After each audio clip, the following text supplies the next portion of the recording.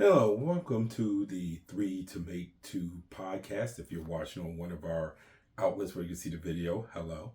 Uh, this is the FIBA World Cup edition brought to you by MTC Media and Communication for all your web's needs, including accessibility, data-driven layouts, and much more.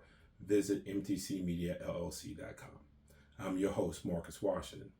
The featured day in the first feature game in the first day of the FIBA World Cup by far was France and Canada. The matchup didn't end up living up to its billing. Team Canada would win 95-65. France was not competitive for the second half of the game. Canada was led by Shai Gilgeous-Alexander's 27 points, 13 rebounds, and 6 assists. France was led by Evan Fournier's 21 points. So Canada actually fell behind early, but they managed to get back into the game in the second quarter when they decided to go downhill. Now, how much did that help them? Now, Rudy Gobert picking up his second foul helped, but how did that help them? They were rewarded with 14 free throws in the second quarter, when in the first quarter they didn't have any free throw attempts. So that definitely helped. Plus, France turned the ball over 8 or 9 times in the first half. And that ended up being a sign of things to come, because France was down by 3 at halftime. I think you see my cat's tail if you're watching this. In fact, I know you see his tail as I can see it now. Canada would turn this game into a laugher with a 25-8 third quarter before cruising in the fourth quarter. Now, look, SGA's performance will get the headline, but the story was Canada's defense.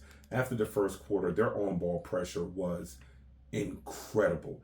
In the decisive third quarter, France was 1 for 10 from 3 and 2 for 5 from 2. That helped SGA get going. He had a 13-point quarter on 6 of 9 shooting.